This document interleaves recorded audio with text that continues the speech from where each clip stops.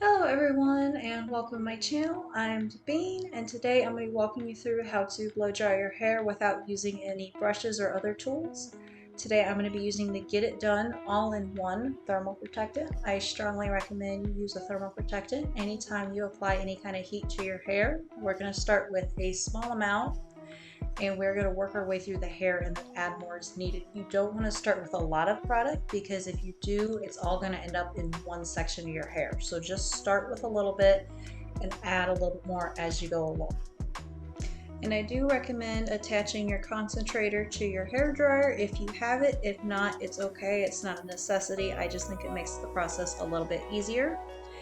And then we're going to start in the back of the head underneath the mass of hair. This is where it's going to take the longest to dry and where the hair tends to be the thickest. So you're just going to lift up some of the hair off the top and focus that hair dryer underneath. Now obviously we're going to have to move this around a little bit as we go so we don't burn our head.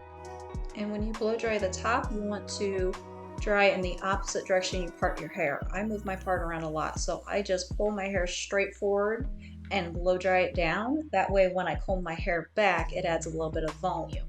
Now we can't do that as easily at the nape of the neck, but in general you want to dry your hair in the opposite direction that you want it to fall. This is going to create more volume.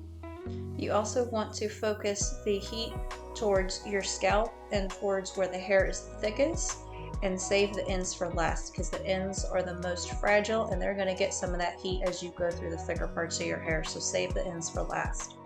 Usually once I'm almost done, I do stop to brush out any tangles, and this way I can actually check to see where there is moisture left before I continue to dry.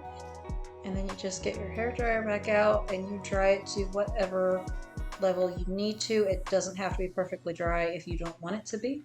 I hope this video helped you out. If you have any questions, please leave in the comments below. And if you enjoyed this video, please like and subscribe. Have a fabulous day.